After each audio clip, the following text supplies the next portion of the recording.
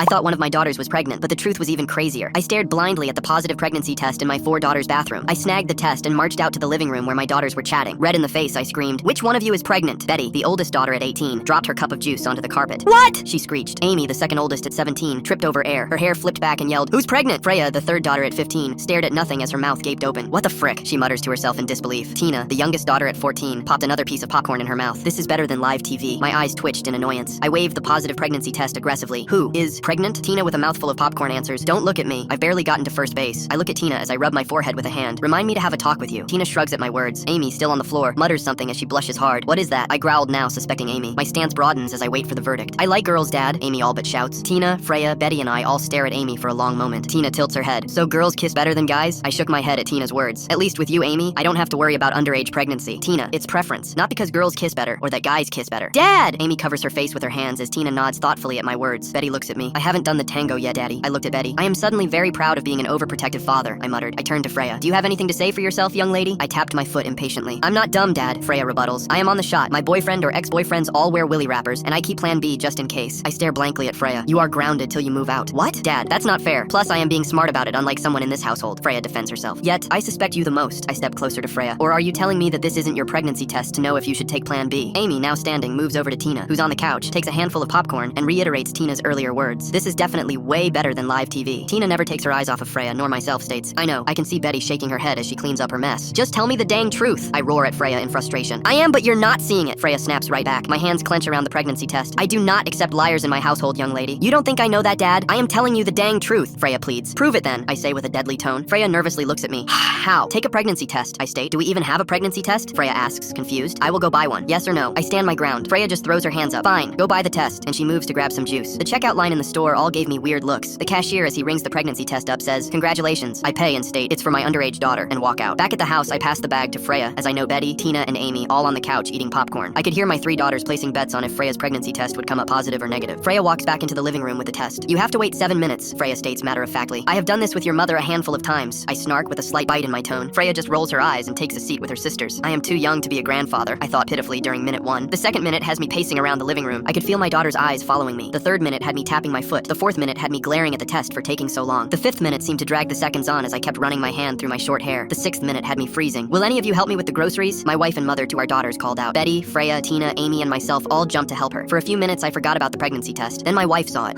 Guess you found my positive pregnancy test." I gasped at my wife as it clicked. My wife was pregnant. Then I looked at the pregnancy test on the counter that was technically Freya's. "You're both pregnant?" Freya faints. My wife gasps, and I stand in the middle of the kitchen. Tina, Amy, and Betty, as one states, "Definitely better than live TV," and all I can smell is popcorn.